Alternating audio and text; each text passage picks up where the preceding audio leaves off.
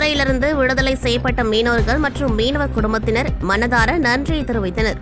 கடந்த பிப்ரவரி 24ஆம் தேதி ராமநாதபுரம் மாவட்டம் பாம்பன் துறைமுகத்திலிருந்து மீன்பிடிக்க சென்று இலங்கை கடற்படையால் சிறைப்பிடிக்கப்பட்டு 100 நாட்களுக்கு மேலாக இலங்கை சிறையில் தவித்து வந்த மீனவர்கள் மற்றும் மீனவ குடும்பத்தினருக்கு தமிழ்நாடு முதலமைச்சர் ஜோசப் விஜய் அவர்களின் ஆணைக்கிணங்க ஊரக வளர்ச்சி மற்றும் நீர்வளத்துறை அமைச்சர் என் ஆனந்த், இளைஞர் நலன் மற்றும் விளையாட்டு மேம்பாட்டுத்துறை அமைச்சர் ஆதவ் அர்ஜுனா, சுற்றுச்சூழல் அமைச்சர் டாக்டர் ராஜு அவர்களின் அறிவுறுத்தலின்படி ராமநாதபுரம் மாவட்டம் மருத்துவ அணி டாக்டர் பாபு லத்தீப் அவர்கள் முயற்சியில் இலங்கை கடற்படையால் சிறைப்பிடிக்கப்பட்டு விடுதலை செய்யப்பட்ட மீனவர்களை இன்று நேரில் சந்தித்தார்.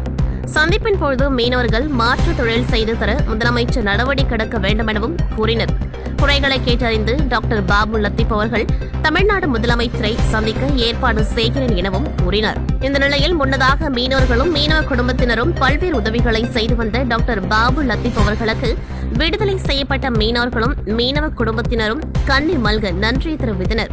ராமநாதபுரம் மாவட்டம் முழுவதும் பல்வேறு நலத்திட்ட உதவிகளை செய்து வரும் டாக்டர் பாபு லத்தீப் அவர்கள் தற்பொழுது இலங்கை கடற்படையால் சிறைப்பிடிக்கப்பட்ட மீனவர்களுக்கும் பல்வேறு உதவிகளை செய்துள்ளார். இதனால் மாவட்டம் முழுவதும் அவருக்கு பாராட்டு குவிந்து வருகின்றது. இந்த நிகழ்வில் தமிழக வெற்றி கழகத்து நிர்வாகிகள் விக்னேஸ்வரன், தினேஷ்குமார், SA கேவிஸ்டன், லோர்ட் ரூபின், ஜார்ஜ், செபிலோன், லோபஸ், விஸ்வநாதன், பிரபாகர், முத்து வழிவிட்டான், வருண்குமார், மாரிமுத்து, அஜித்குமார், ராம்பாபு, ராபின், கார்த்திக் மற்றும் நிர்வாகிகள் திரளாக கலந்து கொண்டார்கள்.